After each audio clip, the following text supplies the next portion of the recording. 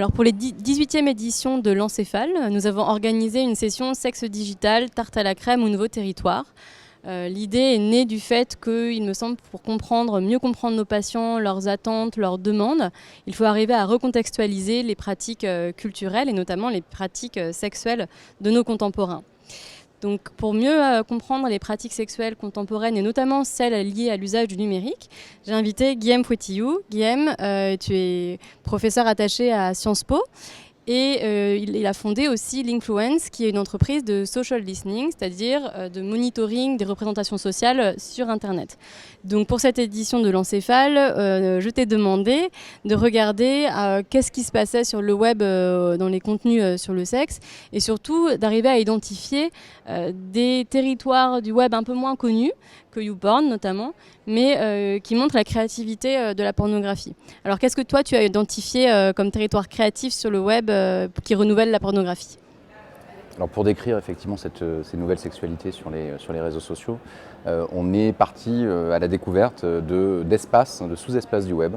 qui sont dans des replis, qui sont peu connus et sur lesquels en fait il y a des nouveaux registres de sexualité qui vont s'exprimer au travers de la production de contenu. En ayant toujours cette idée que bien effectivement les pratiques des individus sont influencées et vont être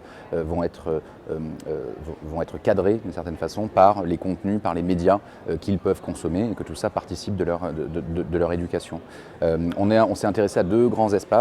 qui sont un premier qui est un site assez mainstream qui s'appelle Chaturbate et qui est un site d'exhibition, voilà, donc de personnes qui se masturbent en direct dans des pièces et qui ensuite permettent qu'en même temps il y ait du chat qui ait lieu, qui permet de discuter mais qui permet aussi de rétribuer le performeur d'une certaine façon. Et on s'est intéressé à un deuxième espace qui s'appelle Gone Wild Audio, qui cette fois-ci est une communauté qui produit des contenus qui ont vocation à exciter celui qui les écoute et à des fins a priori masturbatoires, mais qui sont des contenus purement audio, donc des gens qui s'enregistrent uniquement par l'audio. Et on a cartographié en fait, on a mobilisé, on n'a pas étudié ces espaces avec des méthodes traditionnelles, d'essayer par exemple de contacter des personnes, soit qui produisent du contenu, soit qui les consomment, et de faire des interviews, de faire des questionnaires. On a analysé ça en mobilisant ce qu'on appelle les digital methods, les web studies, c'est-à-dire qu'on a récupéré la totalité des contenus qui étaient publiés sur ces espaces-là et on les a passés au prisme d'algorithmes et on a analysé, essayé de comprendre ce que ces grandes quantités de données qui étaient publiées nous disaient sur ces communautés qui s'y exprimaient. Concrètement, c'est-à-dire à partir des hashtags qui caractérisent les vidéos, on est capable de recréer une cartographie du désir de nos contemporains. Alors par exemple sur Gone Wild Audio, où les gens décrivent les contenus avec des tags, on va récupérer la totalité de ces tags et on va être capable derrière de faire des analyses qu'on va appeler lexicométriques ou de co-occurrence, qui vont nous montrer quels tags sont utilisés dans les mêmes contenus, quels sont les tags qui sont les plus utilisés, dans quel type de contenu. Et donc par exemple on voit des partitions qui se dessinent entre d'un côté les contenus qui ont été enregistrés par des hommes à destination de femmes, pour des femmes pour des hommes pour des hommes, des femmes pour des femmes, et on voit que tout le registre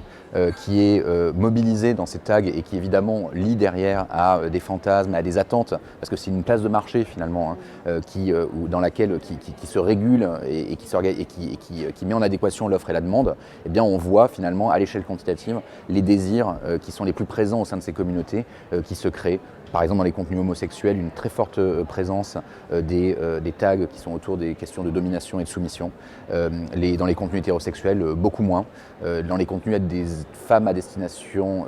des hommes à destination des femmes, par exemple, la présence très singulière de contenu, enfin du tag qui s'appelle L-bomb, qui est L pour love et qui met en scène ce fantasme d'un acte sexuel dans lequel l'homme va soudainement déclarer sa flamme ou son amour à sa partenaire, et qui est un tag qui n'existe que dans ces contenus-là, qu'on n'aura pas dans les autres contenus. Il y a quelque chose que tu as dit dans ta conférence qui était très intéressant, c'est qu'à peu près 90% de la sexualité en fait est discursive actuellement en Occident et 10%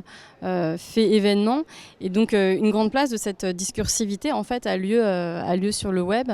Et donc toi c'est ton travail en fait d'arriver à crawler ce web, c'est-à-dire à l'explorer pour arriver à identifier ce qui séduit dessus. Et c'était pour ça que du coup on t'avait invité. Et toi de ton côté, qu'est-ce qui a fait que tu as accepté de participer à un congrès de psychiatrie et de présenter ça en fait devant des psychiatres, puisque tu es ingénieur, tu travailles plutôt en sociologie du numérique. Quel a été un peu le challenge pour toi ou l'intérêt de venir présenter à un public de psychiatres? Ouais, c'est toujours intéressant évidemment de se confronter